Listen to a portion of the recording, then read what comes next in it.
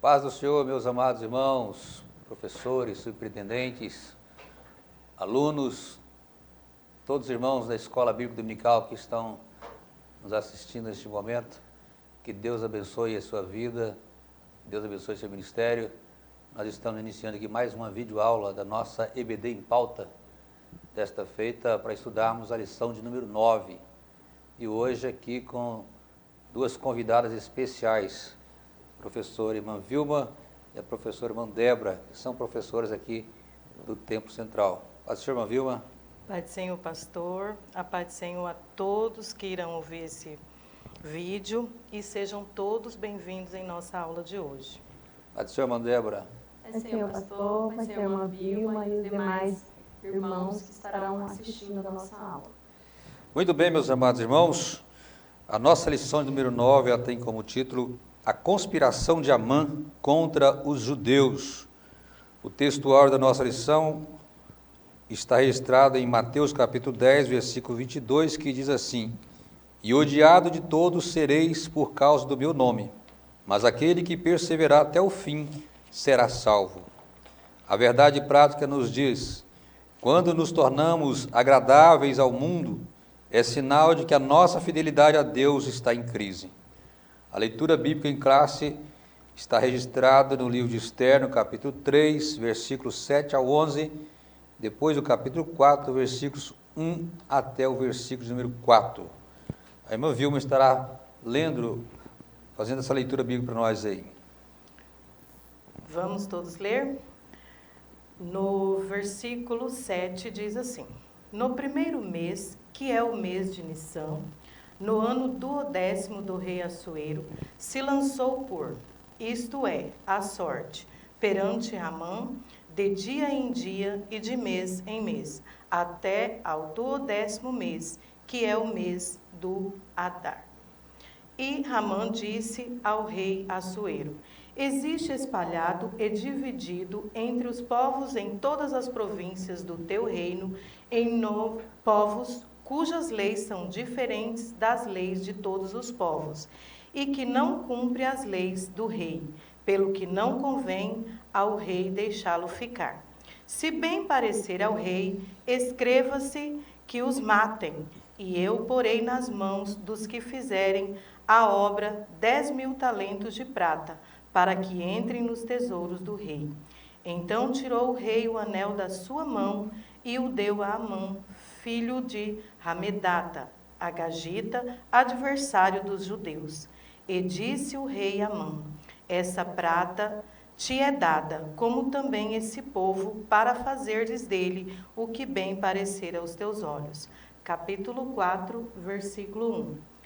Quando Mardoqueu soube de tudo quanto se havia passado, rasgou Mardoqueu as suas vestes e vestiu-se de um pano de saco com cinza e saiu pelo meio da cidade e clamou com grande e amargo clamor. E chegou até diante da porta do rei, porque ninguém vestido de pano de saco podia entrar pelas portas do rei. E em todas as províncias, aonde a palavra do rei e a sua lei chegavam, havia entre os judeus grande luto, com jejum e choro e lamentação, e muitos estavam deitados em panos de saco e em cinza.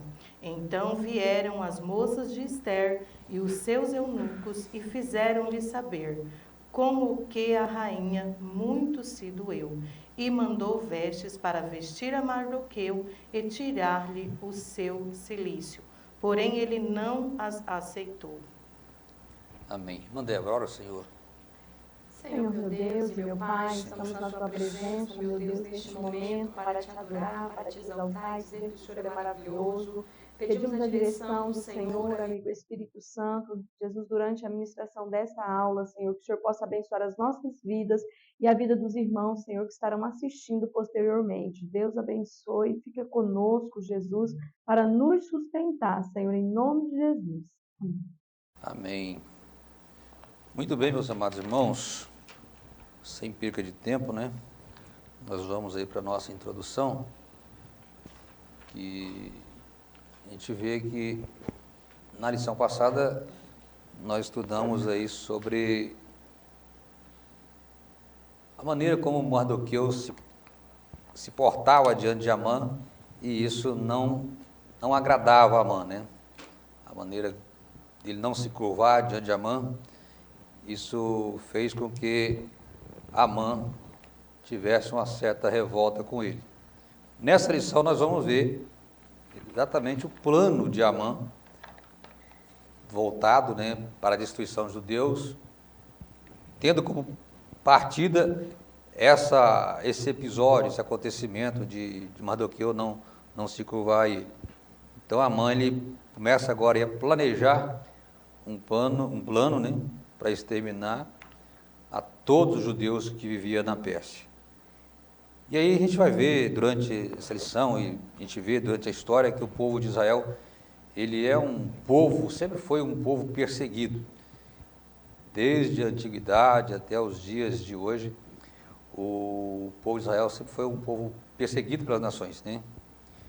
E a conspiração de Amã aqui foi, digamos que uma das primeiras, das muitas tentativas que as pessoas, algumas nações já fizeram no intuito de exterminar o povo judeu, revelando o que é comum que em todas elas, que é, eles tentam exterminar o povo judeu, mas sem razões plausíveis, sem justificativa e com requinte de crueldade, né?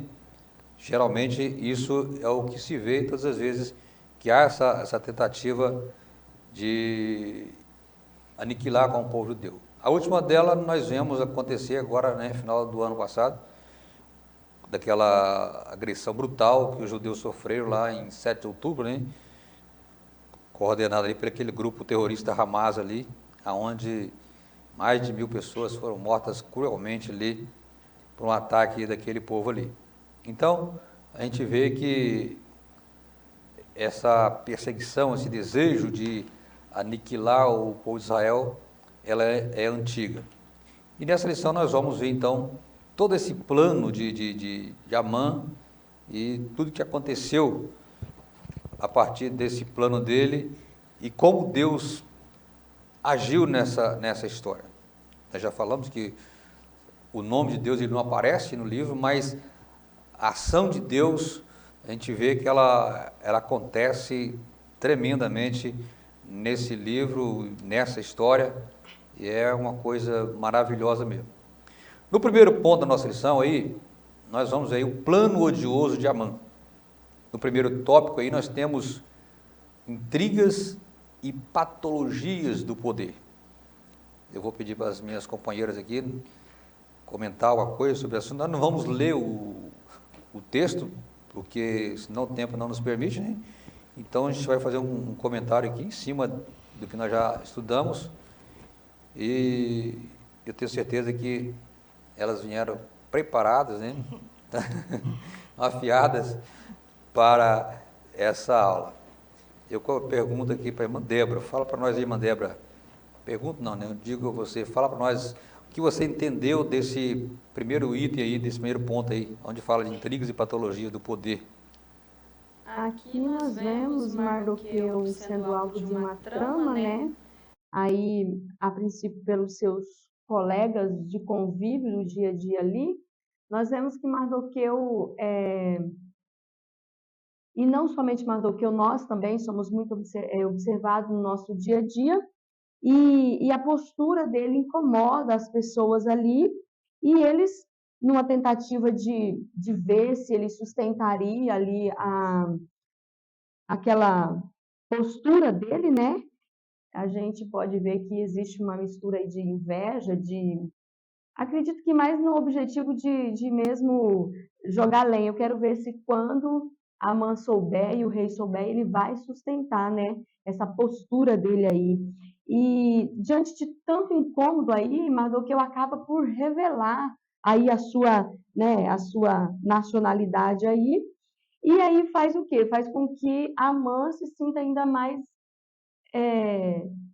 na tentativa de cumprir com o seu intento, que vem, como o pastor Wallace já mencionou, desde o início, né? O povo de Israel, eles tinham recebido ordem para destruir os amalequitas, né? E por isso Amã, ele, por ser dessa descendência, ele estava, né? E com a sua personalidade doentia, ele acaba por criar aí esse abuso de poder ali, querendo que Mardoqueu também se prostrasse como os demais. Vê, né, que ele subiu, né, digamos assim, né, no reino, né, o rei colocou ele lá num patamar acima dos demais supervisores, né, que existia ali no império. E o comportamento dele que nós vemos aqui é um exemplo claro de como o poder ele pode ser distorcido, né, trazendo um sentimento de vingança e de ódio.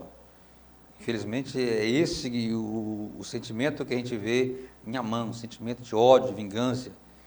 E a Bíblia está repleta de narrativas onde o ódio e a vingança sempre resultam em tragédia. Nós temos exemplo na Bíblia da disputa entre Saul e Davi, né, muito conhecido, né? Saul, consumido pela inveja, pelo medo de perder o trono, perseguiu Davi incessantemente, apesar de toda a lealdade de Davi a ele, mas ele não conseguia, estava cego por vingança, e não conseguia ver Davi como um aliado, e queria sempre destruir Davi. E essa perseguição, ela não apenas trouxe sofrimento para Davi, mas também um sofrimento, uma instabilidade em toda a nação de Israel, né? E a gente vê aqui que Mardoqueu, ele demonstra uma certa sabedoria, prudência, né, diante dessa posição de Naamã, que ao invés de retaliar, né, de se defender agressivamente, ele simplesmente se mantém fiel a Deus, mantém a sua identidade, não entra na pilha, digamos assim, né, do sentimento de Amã, e a gente vai ver que lá na frente a vitória vem. Então a Bíblia nos ensina que nós precisamos de ter o que? Temor. O que Amã teve, que Mardoqueu teve, foi temor a Deus. E esse temor a Deus foi que não deixou que ele entrasse no mesmo sentimento de Amã. E esse temor, ele produz no crente sabedoria. A Bíblia diz que o temor de Deus, né, ele produz sabedoria no crente. Lá em Provérbios capítulo 9, 10, a gente vê isso. Então, o que nós precisamos é ser prudente em nossas ações. O próprio Jesus também nos alertou sobre isso, ensinando a nós sermos prudentes, né, como uma serpente, e simples como a pomba e coisa e tal. Então, a Bíblia condena veementemente a vingança. Nós não vamos encontrar apoio para isso em lugar nenhum, a Bíblia apoiando vingança. Aliás, ao contrário, né? O apóstolo Paulo, por exemplo, escrevendo a Romanos capítulo 12, ele diz: não vos vingueis a vós mesmos, amados, mas dai lugar à ira, porque está escrito: minha é a vingança, eu recompensarei, diz o Senhor. Então, essa e entre outras palavras, Davi também aconselha a não nos deixarmos levar pela ira. Foi tudo o que Amã fez, e o resultado nós todos sabemos que foi trágico para a vida desse homem. No segundo ponto, agora eu vou ver a nossa irmã Vilma falando para nós sobre a extensão do plano. Segundo item do primeiro ponto, irmã Vilma. Neste ponto, nós vemos que o plano de Amã não era só contra a vida de Mardoqueu, né? Ele pretendia acabar ali com todo aquele povo de judeu. Ele não queria, inclusive, ele planejava destruir o povo que já tinha saído do exílio, né? Já não estava mais. Até o povo que já... A intenção dele era matar até os que já tinham até os que já tinham retornado para Jerusalém. Então, nós vemos aqui uma astúcia muito grande, um plano muito macabro, e o plano de Amã era totalmente destruir as raízes, né? Ele pretendia não deixar nada da história do povo judeu. E aí, como nós vimos na introdução, tudo isso não era um plano de agora, né? Esse plano já era desde a época do povo lá no Egito, também foi uma das tentativas, né, de acabar, de destruir todo o povo, mas Deus, ele sempre tem uma obra de resgate, um plano de resgate para o povo. Então, nessa linha de extremo aqui, nós vimos que era muito grande o território. O território era inúmeras comunidades judaicas e ele planejava destruir todo mundo sem deixar nenhum um sobrevivente aí. Mas Deus, em sua soberania, Ele protege o seu povo e Ele guarda e livra, né? Como nós vimos até hoje, é o que vem acontecendo. A irmã Débora falou alguma coisa sobre essa questão de Amã, né? A origem, né? De onde Amã veio, né? O que leva-nos a entender o porquê desse ódio de Amã contra os judeus, né? Então não é uma coisa que começou ali, né? Já é uma herança aí, né? Segundo os historiadores, né? Ele é chamado, a Bíblia faz questão de registrar isso, né? O Agagita, né? Já sugerindo uma ligação com os amalequitas, né? Que eram inimigos históricos do povo de Israel, que havia combatido, né? E se derrotado por Saul e Samuel na época. Então, esse conflito antigo poderia ter alimentado, né? Amã, através da história do povo dele, deveria saber dessas histórias tudo, e isso alimentado essa vingança ainda de Amã contra os judeus. Então, a gente vê que o plano de Amã, embora ele seja muito grande, vasto, né? Como a gente viu aí, devastador também, e a extensão da Médio Persa, do Império Médio Persa, né, ela envolvia aí uma distância aí, corrida aí de 4.000 quilômetros, né, mais ou menos aproximado, o tamanho desse império, e todas as partes desse império existia uma província de judeus, né, que mais ou menos 127 impérios, e ali todos os lugares ali tinha uma província de judeus, tinha um grupo de judeus morando ali, e a presença desses judeus, todos acabaram sendo afetados por essa ameaça de Amã, mas Deus, na sua sabedoria, na sua soberania, né, ela dizendo, Ele providenciou o livramento para o seu povo. Mas a extensão do plano de Amã realmente era grande, ele envolvia envolvia todo o império e totalmente todo o povo judeu que existia. A vontade dele era de acabar com isso. Muito comum hoje isso aí lá no Oriente Médio, né? Hoje existem nações ali, da qual está em constante briga com Israel ali, que o desejo deles é exterminar Israel. Eles não sabem por quê, mas quer exterminar, é um ódio que ele já nutre isso há séculos e séculos, e a gente sabe que isso só vai ter um final mesmo feliz, né? A gente vai falar um pouco sobre isso lá na frente. Muito bem, meus amados irmãos, vamos agora para o nosso terceiro item, né, desse primeiro ponto, que fala da astúcia e o oportunismo, né? Queria ouvir minhas companheiras aqui. Vocês podem ter calado as duas, não pode não falar um pouco cada uma. Nesse terceiro subponto, nós podemos observar que o rei Assuero, ele teve muita prudência quando ele foi... quando ele tirou a rainha Vasti, né? Mas aqui nós vimos que ele não agiu com muita prudência, né? Ele permitiu ali, sem investigar, que Amã tomasse decisões e fizesse uma liderança muito ruim, uma liderança crítica, né? Uma falha que ele teve aqui. E aí nós podemos ver que a astúcia dele e o oportunismo imperou ali na vida de Amã. Então, nós precisamos observar isso, porque a palavra de Deus, que o simples, ele dá crédito a toda palavra, mas o prudente atenta para os seus passos. Então, isso acontece até hoje, né? Às vezes está acontecendo alguma situação e só ouve uma aqui, outro ali, e não observa, porque a palavra de Deus, ela é muito clara e ela nos encoraja a buscar sabedoria de Deus, né? A sabedoria de Deus é que dá liberalmente, não censura. A sabedoria de Deus, ela dá discernimento. E aqui nós podemos pegar, por exemplo, o que aconteceu com Salomão, né? Salomão, quando ele estava governando, naquela situação das duas mães ali, nós podemos ver que foi uma sabedoria linda, divina. Só Deus pode dar uma sabedoria dessa forma, né? E aí nós podemos ver que aqui o rei Assuero, ele não agiu com sabedoria e entregou totalmente a sua liderança para uma pessoa que queria simplesmente agir com maldade e sem cautela, né, usando aí astúcia e oportunismo. Amã, ele soube ir no ponto fraco do rei, né? Mexeu ali no ego do rei, deixou ele bem assim. Então, foi onde acabou que faltou aí um pouco de prudência do rei, ficou facilmente manipulável quando se tocou no ego dele, né? E a astúcia, ela é a pessoa astuta, ela busca benefício e vantagem, né?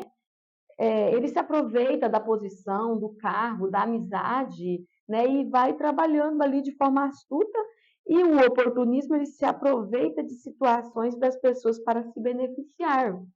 A princípio, o rei acha que é para o benefício do rei, mas na verdade é para realizar um intento de Amã, que Amã já vinha alimentando esse ódio ali, que é o que a gente vai ver lá no último ponto da nossa lição. Esse ódio ele já vinha sendo alimentado por Amã, né? E ele não perdeu a chance mesmo. Então ele era uma pessoa maligna a ponto de analisar e ver de que forma ele iria acertar o alvo ao falar com o rei.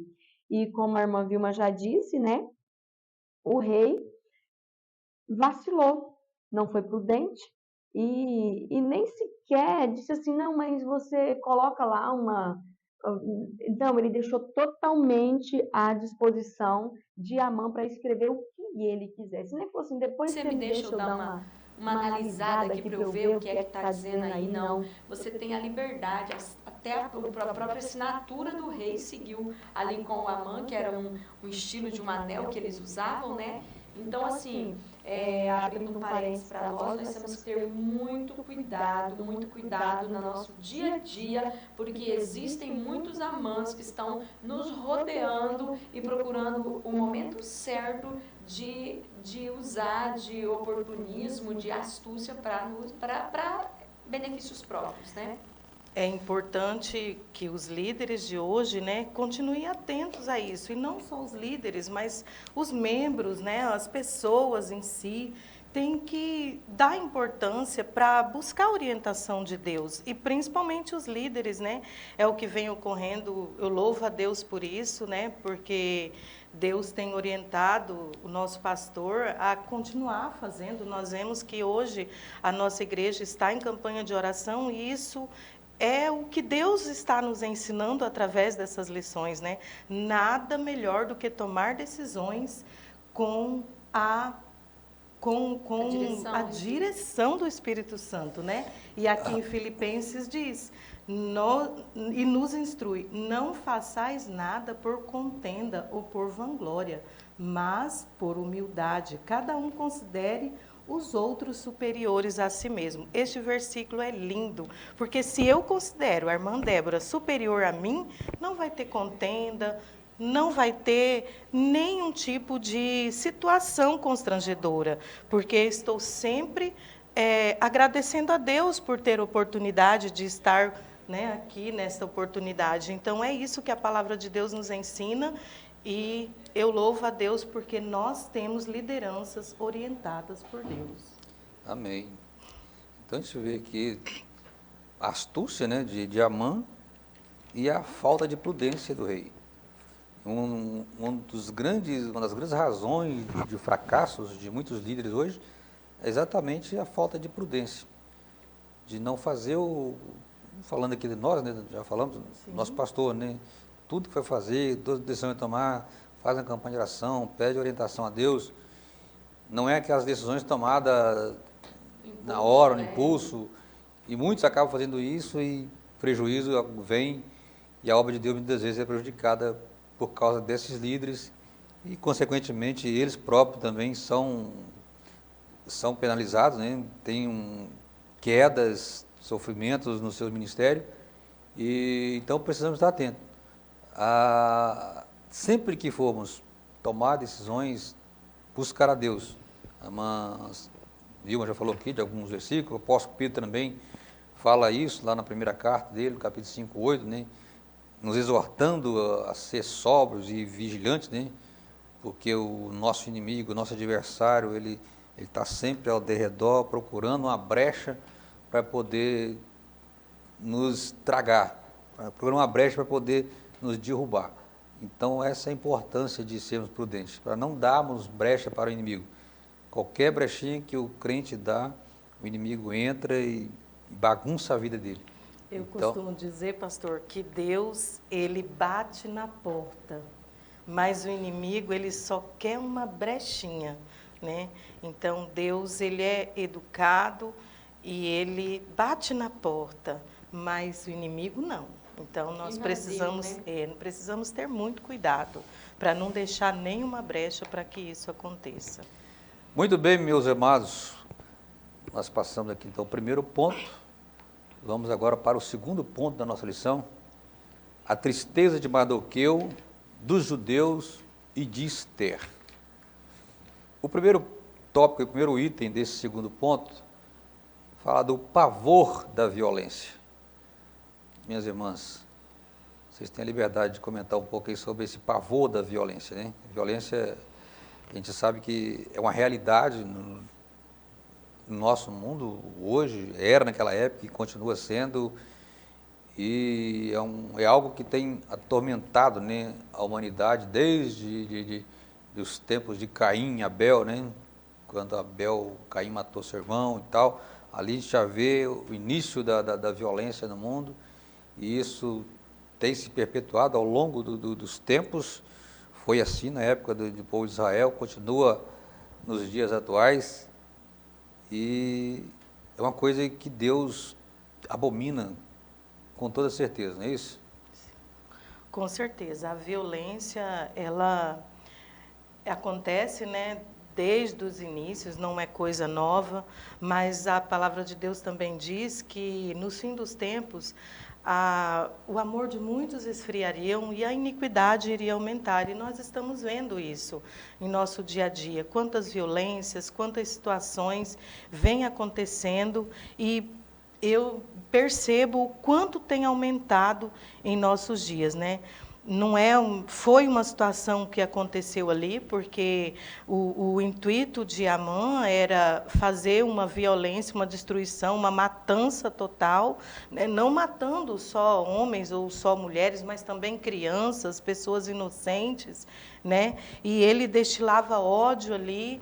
E nós percebemos que hoje não está diferente. Muitas pessoas têm perdido, eu digo que até o amor próprio, né? E têm destilado aí ódio pelo semelhante. E é o que Deus não se agrada, porque Deus, ele é amor.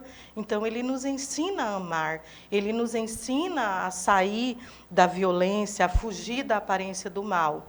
Então, Deus não se agrada da violência e não se agrada de trazer pavor, trazer extermínio para nenhum tipo de povo. Deus não concorda com essas situações. É muito fácil nós notarmos e imaginarmos o tamanho do pavor desse povo se nós nos colocarmos no lugar deles.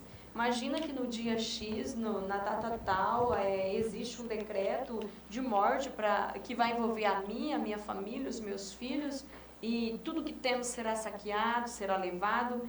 Então, era inimaginável o tamanho do pavor e da angústia que permeou o povo judeu naquele período, né? E o mais interessante é que era uma época de tranquilidade, o povo judeu não estava perturbando eles, estava lá, não há registros de que nesse momento havia perseguição dos judeus contra eles, mas era simplesmente por algo do passado, e também pelo orgulho, né, de olhar e ver os demais se curvando, e Amã e Mardoqueu mantendo a sua postura ali, porque ele já tinha aprendido a manter, né, a sua postura e se reverenciar daquela forma somente a Deus.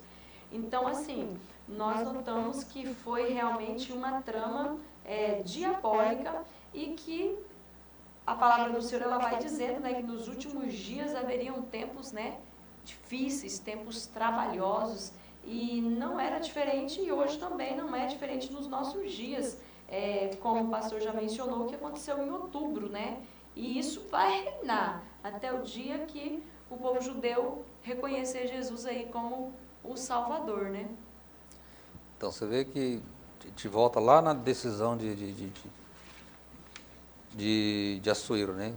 Se ele tivesse tentado entender o porquê daquela situação, que Amã estava querendo aquele óleo, por quem era o povo, com certeza ele não teria aceitado aquilo, né? Ele teria visto que o povo judeu não era aquela ameaça que Amã passou para ele, né? Mas o fato dessa falta de prudência dele levou a ele a fazer essa autorização dessa matança toda, permitindo que Amã colocasse em prática esse plano. E essa ordem de Amã aqui, de matar, como já foi dito aqui, não só homens e mulheres, mas até as crianças, tudo isso em um único dia, isso serviu para mostrar a extensão da maldade do coração dele e a gravidade da violência, né, planejada por ele. A violência proposta por ele, ela tinha como objetivo não apenas destruir o povo judeu, mas também causar esse impacto profundo, né, esse terror no meio do povo, criar um clima de terror e desesperança. Isso nos lembra momentos da história, né, como já disse aqui, lá no Egito ainda, quando o faraó ordenou que matasse todos os meninos, homens, né, que nascessem, e uma coisa terrível. Você imagina as mães, o desespero que era quando um filho nascia, o medo do filho ser morto. Então, era esse pavor que os inimigos de Israel procuravam, né, imprimir no meio do povo de Israel, tentando desestabilizar ele. Mas a gente vê que a resposta bíblica, cristã, à violência, ela é dupla. Primeiro, ela vem através da oração, da intercessão, buscar a proteção de Deus, intervenção divina. O que Esther mandou que eu fizesse, como nós vamos ver. Ao invés de partir para a ignorância, a briga, não. Convocaram o povo para orar, para jejuar e para Deus entrar com providência. Uma segunda atitude é a prática de amor e justiça, né?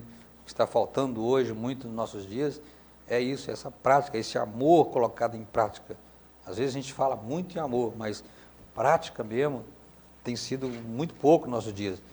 E a Bíblia, ela nos orienta a não pagar o mal com o mal, não pagar com a mesma moeda, né, como o mundo ensina, mas é vencer o mal com o bem, né? A Bíblia nos orienta sobre isso.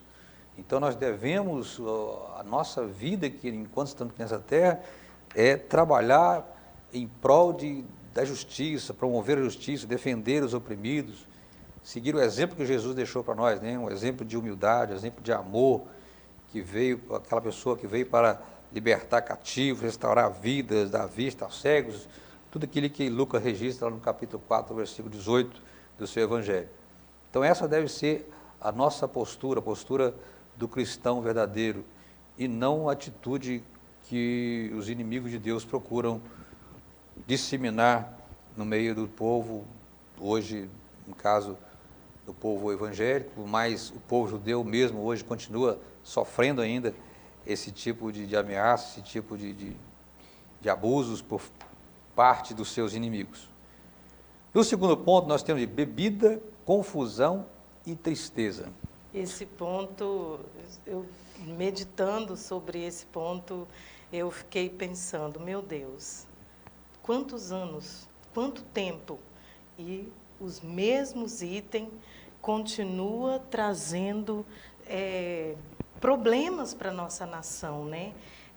A bebida, ela traz muitas situações desagradáveis, né? Muitas vezes trazem crises, trazem constrangimento na família, e continua a mesma situação até hoje, né? A bebida trazendo aí muitos desentendimentos, distúrbios e problemas familiares, né? Mas a crise, ela não é só daquele tempo, ela é até hoje. E muitas vezes nós podemos ver que só buscando a Deus, né, só Deus é quem pode frear a impetuosa maldade. A bebida, ela é apenas um fio da meada para que as pessoas trazem à tona o que já tem dentro do coração, né? Que é as situações de desentendimento. Mas Deus, ele é quem nos dá o discernimento, nos dá força, como está escrito em Isaías 55, versículo 6. Buscai ao Senhor enquanto se pode achar, invocai o seu nome enquanto está perto. É isso que nós temos que fazer, é isso que vai nos ajudar a diminuir as dificuldades que temos no nosso dia a dia, né? À medida que nós vamos chegando a Deus, nós vamos diminuindo aí e freando as situações que trazem constrangimento, as situações que demonstram aí crise na nossa vida.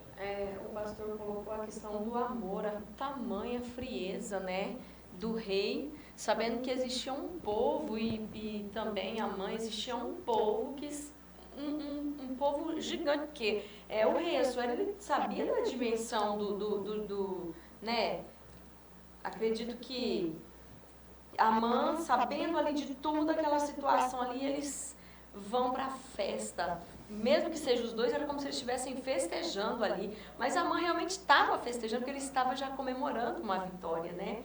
E enquanto eles estão ali bebendo, os correios, que era o Wilson, ele afirma que o sistema de correio persa era o mais famoso da antiguidade. Enquanto os cavaleiros estavam correndo a todo vapor para fazer essa entrega, eles estavam ali bebendo e fazendo festa. O próprio povo, né, de Suzã fica sem entender o que está acontecendo, mesmo porque os judeus não estavam representando ameaça para eles. Então ali, enquanto os dois festejavam, bebia ali, na maior frieza, o povo de Suzã sem entender, e a angústia, né? Por outro lado, temos aí o desespero dos judeus, sabendo, né? Então, tudo resume ao que o pastor falou, a falta de amor, que independente, pastor, do rei saber quem era esse povo ou não, ele não amava, não existia amor na vida dele, porque senão ele teria, mesmo com o ego exaltado, ele iria procurar saber quem era aquele povo. E aí não teve interesse nenhum, né? E aí, no meio dessa aflição aí, Esther muito aflita, né? E sem saber o que fazer, tenta resolver a angústia de Mardoqueu, ele não aceita, né? Então a gente vê, então vamos para o jejum. Vamos buscar o Senhor. Vamos buscar o Senhor, porque vamos ver o que é que o Senhor tem para nos... Eu até acho muito interessante essa parte, porque vamos trazer para a nossa vida. Quantas vezes nós só vamos buscar o Senhor com mais afinco, com mais dedicação, com maior intensidade, quando chegam os problemas? Eu falo assim, às vezes o Senhor cria situações para nos colocar mais perto dele. E Daniel não foi assim, né? Daniel, ele buscava o Senhor 3 vezes ao dia. Não mostrava ali que ele estava vivendo alguma situação, mas falava que ele tinha esse hábito, esse costume. E é o que tem que ser em nós, né? Tem que ser um costume nosso. E aqui nós vemos que a palavra de Deus, ela diz que nós devemos orar em todo tempo. Sem cessar. Sem cessar. E não fala só um versículo, são várias citações bíblicas, né? Tem em Tessalonicenses, tem em Mateus, tem várias citações bíblicas que a palavra de Deus nos diz para vigiar e orar. Orar sem cessar, orar em todo tempo. Então, o Senhor está sempre nos lembrando que nós devemos ter uma vida de oração, uma vida de constante aproximação de Deus. Porque quer se aproximar de Deus, é só orar. Todos os dias nós podemos e devemos orar ao Senhor, né? Não só de joelho, não só no templo, mas nos nossos lares, trabalhando, onde nós estivermos, nós temos que estar ligadas no Senhor. Para orar a Deus, não precisa estar com o olho fechado, né? Até dirigindo o carro, nós podemos estar orando, né, em espírito ali, e Deus está nos ouvindo. É esse o horário em todo tempo, né? É. O terceiro item, crise e clamor. O que vocês me falam aí? Crise, né? A crise foi que levou os judeus, né? Que nós estamos falando aqui, né? Na hora do sofrimento, geralmente, que o povo Havia um decreto, corre para né? Deus, né? E diante desse decreto, não restava outra alternativa, porque a Bíblia vai nos dizer, e a história também diz, que um decreto real, ele não voltava atrás. Então, não restava outra alternativa, senão porque eles sabiam e conheciam o Deus que eles serviam e sabiam que de Deus poderia ter livramento. Mas se dependesse do homem, não, porque havia um decreto. Então, o que eles fazem, né?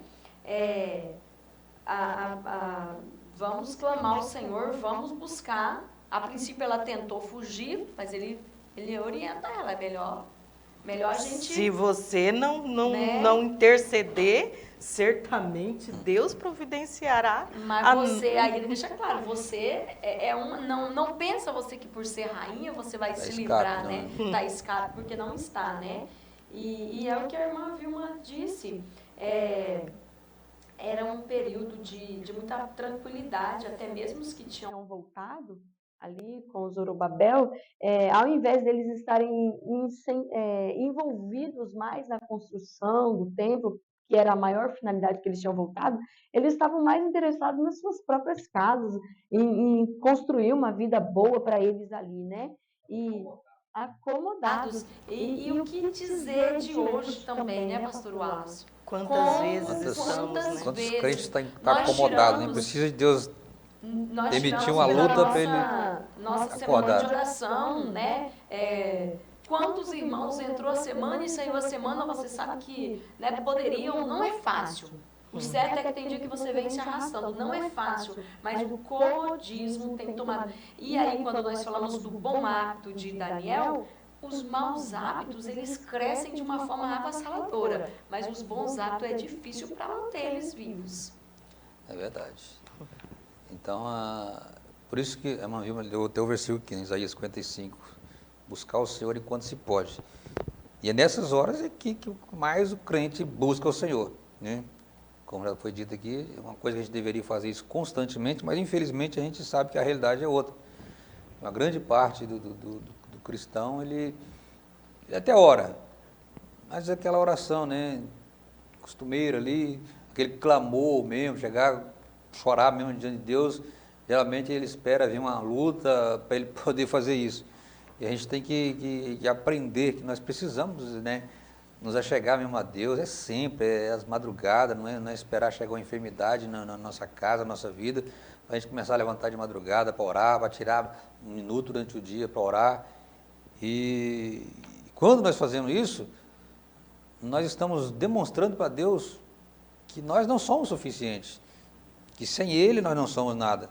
Nós não podemos confiar nessa autossuficiência que às vezes, muitas vezes, nós somos desafiados a pensar que somos alguma coisa, porque não somos.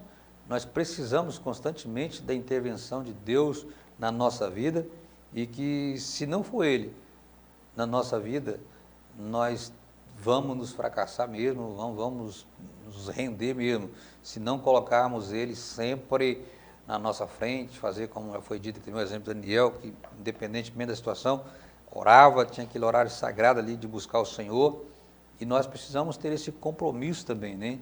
De estar sempre buscando a Deus, pedindo a orientação de Deus, a direção de Deus para nossas vidas, para que quando o momento mal chegar, e ele chega mesmo, quando nós estivermos aqui nessa terra, nós vamos enfrentar situações difíceis, né? O próprio Jesus disse que no mundo nós teremos aflições, então nós não precisamos pensar que a nossa vida aqui vai ser o mar de rosa, né? Aliás, lá, acho que, na verdade, prática, né, fala lá que se nós estivermos agradando o mundo já estiver agradando nós, é porque alguma coisa não está bem na nossa vida. Porque, geralmente o crente ele está contrário ao que está acontecendo no mundo, né?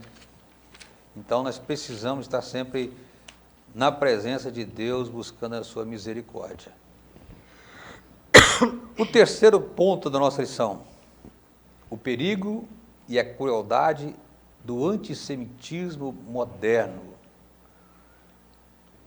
Essa palavra aí, antissemitismo, né? Vamos só tentar aqui dar uma esclarecida, porque a gente ouve muito falar dessa palavra, né?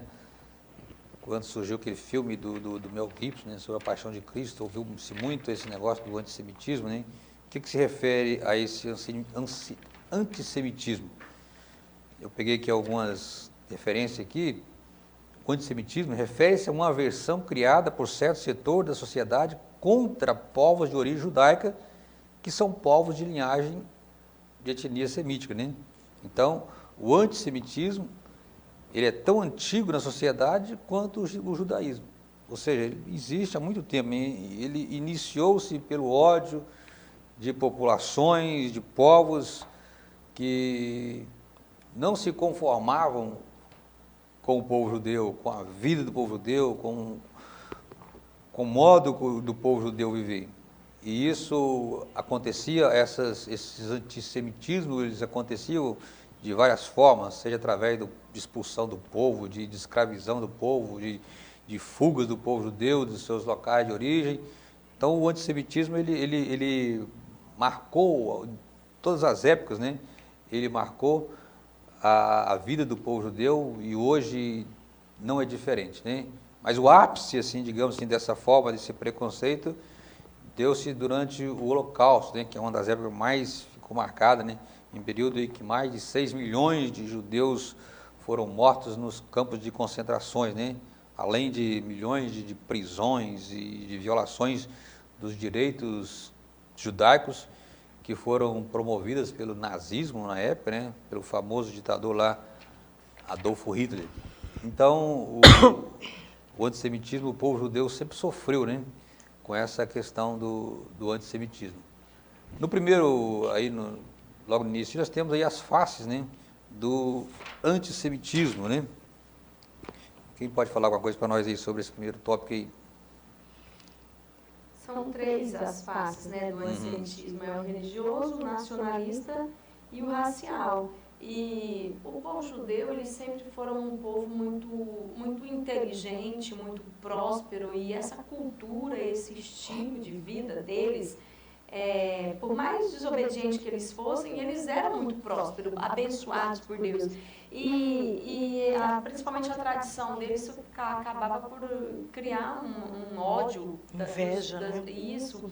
Aqui, a nossa lição ela vai mencionar sobre a questão de serem acusados, os judeus serem acusados de ser responsável pela peste negra, né? Segundo, né, eles, na Europa em 1348, eles tinham envenenado e sobre tortura eles acabaram por concordar.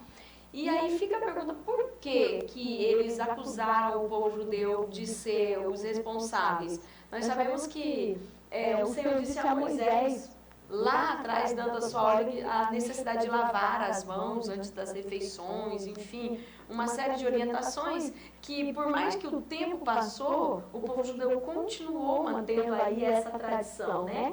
E acabou que, vindo essa contaminação, eles não eram contaminados. Outra situação é que eles sempre, pela rejeição, eles sempre moravam em um lugar afastado. Eles nunca moravam junto com o povo. Então, se é uma pandemia, o que aconteceu na pandemia? Nós nos isolamos. E lá, por eles estarem mais afastados da sociedade, então menos deles, ou quase ninguém, morreram com a peste negra. Então, as bênçãos do Senhor diante desse hábito que eles continuavam a preservar, foi tamanha a ponto de gerar esse ódio e a culpa cair em cima deles, né? Então, do lado religioso, eles sempre procuraram massacrar o povo de Israel. Por quê? Porque por mais desobediente que eles fossem, alguns requisitos eles ainda obedeciam e o Senhor abençoava eles, onde quer que eles estivessem, né? E por mínimo que eles fossem, a prosperidade era visível na vida deles. Falar alguma coisa, Vilma? Estou meio querendo tossir aqui, mas vamos lá. Nós vemos que no primeiro século também, né, do cristianismo, após a destruição do templo de Jerusalém, alguns cristãos passaram a ver os judeus como responsáveis pela morte de Jesus. Então, como a irmã Débora já disse, sempre houve um povo que foi contra o povo de Deus, o povo judeu, né? Então, isso não é de hoje, né? Nós vamos ver aí que sempre houve esse povo que tinha aí uma referência contra o povo de Deus, né? Mas era justamente por isso, a inveja, por ver que eles cresciam, que eles eram abençoados e protegidos por Deus, né? Então, a Igreja Católica, né, irmã Vilma, pastor Wallace, eles criaram aí a Inquisição, né, que era criada aí pela Igreja Católica e tinha a finalidade de condenar todos que tivessem uma cultura, pensasse de forma diferente da Igreja Católica. E antes mesmo desse massacre mencionado pelo senhor aí dos 6 milhões de judeus aí, já eles, muitos outros... sim, a Inquisição isso, espanhola, números portuguesa. talvez até maior, por conta de questões religiosas, né? Além de sermões, né, e alguns líderes da igreja na época pronunciavam sermões, né, inflamados, né, tipo como acusando, né, os judeus, né, de algumas coisas, né, principalmente no caso da morte de Jesus, né. Então, e esses sermões inflamados faziam o ódio das pessoas, né, aumentar pelos judeus. Foram muitos tempos marcados por massacres, né, tentando aí destruir comunidades inteiras, cidades inteiras aí para ver se exterminava o povo judeu. Então eles frequentemente eles enfrentavam acusações, né, chamadas de heresias, né, rumores infundados, como por exemplo a alegação de que os judeus usavam sangue de crianças em rituais. Eles foram acusados disso. Então isso, lógico, causava ali uma rejeição muito grande, né, para aquelas pessoas que talvez não sabiam da história, não conheciam. Também existia o lado das cruzadas, que começaram no século XIX, que foram marcadas por massacres de comunidades judaicas, né, em cidades europeias. Enquanto os cruzados se dirigiam à Terra Santa, muitas das vezes eles enfrentavam no meio do caminho essas emboscadas e muitas das vezes comunidades inteiras eram destruídas, né, eram mortas por essas pessoas. Então, esses ataques geralmente a justificativa deles era simplesmente uma questão religiosa. Eles não tinham algo palpável, né, que pudesse acusar os judeus. Tudo era justificativas infundadas. E aí tem toda essa questão que vocês falaram aí, né, além da Inquisição, né, a espanhola, até a Inquisição portuguesa também, né, foi instituída no final do século XV, né, intensificou também essa perseguição aos judeus, e os judeus que se converteram ao catolicismo na época, né, que era conhecido como os conversos ou os marranos, né, eles eram também constantemente suspeitos, né, de praticar o judaísmo em secreto. Então, em todos os lados a gente vai ver o povo judeu, ele sofria com esse antissemitismo. No segundo tópico aí, desse terceiro ponto, nós temos o antissemitismo nacionalista, né, e o racial. Nós estamos falando aqui alguma coisa já sobre isso, mas aí no comentário da lição, né, nós temos aí o aspecto nacionalista, que pode ser visto no século XIX, no início do século XX, na Ucrânia e na Rússia. Aí fala dos chamados procons, né? Eu nunca tinha nem observado essa palavra procons, né? Mas o que é o procon? O procon é uma palavra de origem russa que significa devastação ou destruição. Historicamente, o termo descreve ataques violentos contra comunidades judaicas, principalmente na Rússia e em outras partes do Império Russo, mas também em outras regiões da Europa Oriental. E aí a história fala de pelo menos 2 procons deles, que é na Ucrânia e na Rússia. O primeiro procon, né? Enrolar ali, procons. Ele ocorreu nos anos entre 1881 a 1884, né? Que foi após o assassinato de César Alexandre II. Uma onda de procons varreu o Império Russo, né? Os judeus foram massacrados, suas propriedades foram devastadas e muitas comunidades judaicas completamente destruídas. Então, isso foi no ano de 1881 a 1884 que aconteceu isso aí. Já em 1903, 1905, aconteceu o pogrom de Kishinev, que é na Ucrânia, né? Em Kishinev, né? Eles atacaram brutalmente judeus, resultando aí em mortes, ferimentos, destruição também de propriedade. Então, esses eventos, eles chocaram o mundo, E olha que naquela época não tinha, né? Hoje, né, a divulgação, né, a visibilidade que tem hoje através da mídia, né? Às vezes o mundo não ficava sabendo desses acontecimentos, né? Se fosse hoje, né, que se tem uma informação Demorava um pouco mais para chegar imediato, as né? informações, né? Se naquela época, com toda a falta de visibilidade, o mundo todo já se chocava com o que fazia com o povo judeu, isso mostra que era coisa realmente muito grande, muito severa, mostrando quanto que o povo judeu sofria naquela época. Então, a prosperidade do povo judeu, frequentemente, ela era vista com desconfiança e ódio. Parece que as pessoas tinham inveja, né, do povo judeu, né?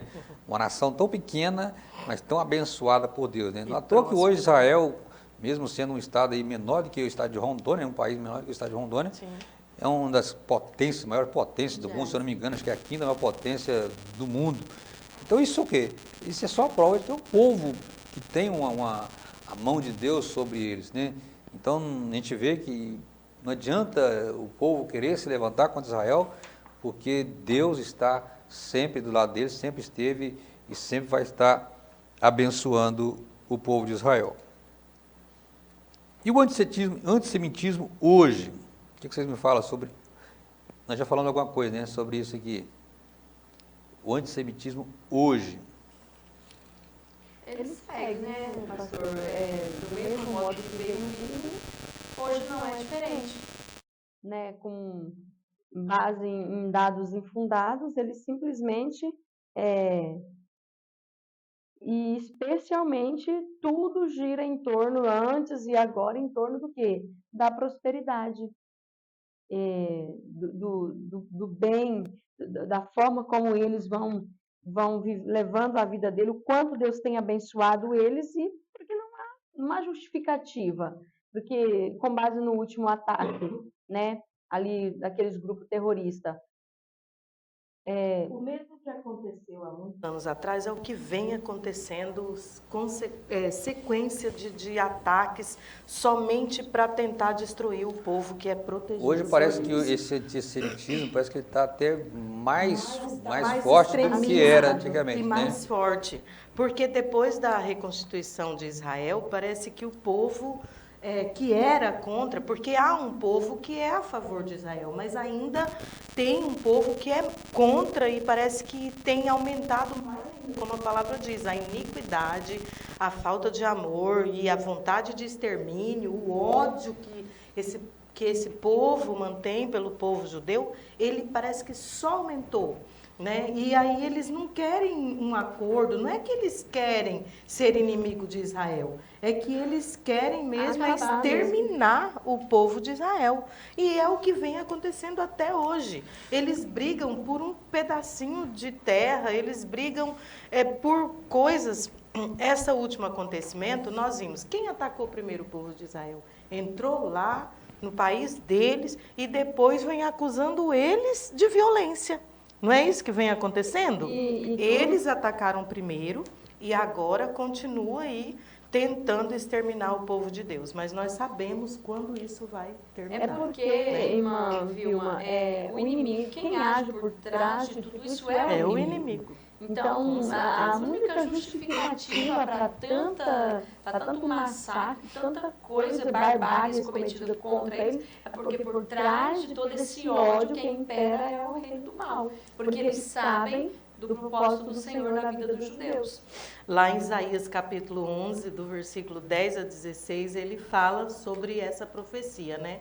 E lá tem uma profecia que o Senhor irá restaurar os remanescentes de Israel e reinará todos e reunirá todos os judeus dispersos. Nós vimos que isso vai acontecer, ainda não reuniram todos. Nós vimos que desde a reconstituição... Começou em 1948, então, né? Desde a reconstituição do país lá, né, do Estado, tem voltado, mas o Senhor ainda irá fazer com que todos estejam lá reunidos. Seja o motivo de tanto ódio, porque antes deles voltarem a ser nação, para muitos eles tinham sido exterminados, né? Estavam fracos, não tinham mais o seu território. Então, quando eles conquistam isso aí novamente, então o ódio deles só aumenta, né?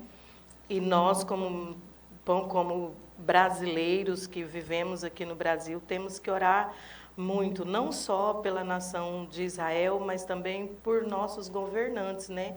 Que sempre apoiou Israel, que sempre esteve do lado de Israel e que isso continue, que continuemos em oração para que essa paz, o Brasil sempre foi um país que esteve do lado do povo de Israel, que esteve aí fazendo essa ponte de paz, né? E que o Senhor possa continuar usando o povo brasileiro para que continue e continuemos em oração por todo o país, todo o povo de Israel e que nosso país seja um país que continue abençoando aquela nação. Muito bem. Então, a gente vê que esse antissemitismo, eu acho que ainda mais pelo fato hoje da mídia, né, tá a nível mundial, né, tudo que acontece instantaneamente, você fica sabendo, e o povo judeu, ele acaba sofrendo, né, porque todos os países têm judeus, né, tem uma colônia judeu ali, e a gente vê que em todos os países acaba sofrendo esse antissemitismo, né, porque infelizmente tem esses apoiadores desses grupos terroristas que são contra Israel. E acaba a gente ver vira outra, um grupo sendo atacado, seja numa escola, seja numa sinagoga, o povo judeu de alguma forma sofrendo esse antissemitismo. Mas, como a irmã Vilma já disse, né, nós cremos, né, nós temos esperança na Bíblia Sagrada, a Bíblia fala, né, dessa época aí que vai acontecer, onde essa restauração vai acontecer por completa, né, hoje já aconteceu uma parte, né, da profecia de Ezequiel 37, ela já se cumpriu, né, essa reconstituição do povo, né? Mas ainda não a reconstituição espiritual. E quando é que essa reconstituição espiritual vai acontecer? Nós aprendemos pela Bíblia que lá no final da grande tribulação, né? Quando o povo de Israel estiver ali naquele momento parece que não tem mais saída, eles vão clamar, né? E Jesus vai descer e interceder e vai defender o povo, exterminar o exército do anticristo, e assim o povo de Israel então vai entrar para o milênio, e aí já é um outro assunto, nós não vamos entrar agora. Mas que Deus possa nos abençoar, nosso tempo já está ultrapassado, eu vou só ler aqui a conclusão, e logo em seguida vocês estarão dando suas considerações, e nós vamos colocar o ponto final na nossa escola. A conclusão diz assim, nossa escola não, nossa aula, né? O antissemitismo não se revela apenas através de atos hostis, mas também de apoio aberto às posturas complacentes aos inimigos de Israel, como os grupos terroristas, ou ainda por meio de críticas sistemáticas aos atos de defesa israelenses, pintando o país como vilão da história. É o que está acontecendo, né? Sim. Infelizmente, até da parte do nosso governante, a gente vê pessoas criticando Israel pela forma como ele agiu e tal. Então, isso tudo se transforma num antissemitismo também, né? É criticar a forma de Israel se defender. A despeito dos pecados dos judeus, Deus tem um plano para com Israel e vai restaurá-lo quando arrependido aceitar o Messias, é o que nós já falamos aqui, né? Oremos pela paz de Jerusalém. Então isso é um pedido da Bíblia, né? Que todos nós precisamos orar pela paz de Jerusalém. Meus amados irmãos, minhas irmãs, quero agradecer vocês pela presença aqui. Deus abençoe vocês. E deixo com vocês as suas considerações. Eu agradeço, né, primeiramente a Deus, depois o pastor por esta oportunidade, pastor Vajão, pastor Wallace, e que o Senhor continue nos abençoando e nos capacitando para essa obra. Amém. Amém. Agradeço a confiança, pastor Wallace, pastor Roberto, e que Deus abençoe, que seja uma aula abençoadora para os nossos ouvintes. Amém. Deus abençoe, tá? Todos os nossos professores, que vocês tenham uma aula excelente no próximo domingo, que seus alunos possam sair da aula satisfeitos com o que aprenderam, que Deus possa usar vocês grandemente e tenha aí uma excelente lição. E muito obrigado a todos vocês pela paciência de estar aqui nos acompanhando nessa videoaula. Fiquem todos com Deus, a paz do Senhor a todos. A paz do Senhor.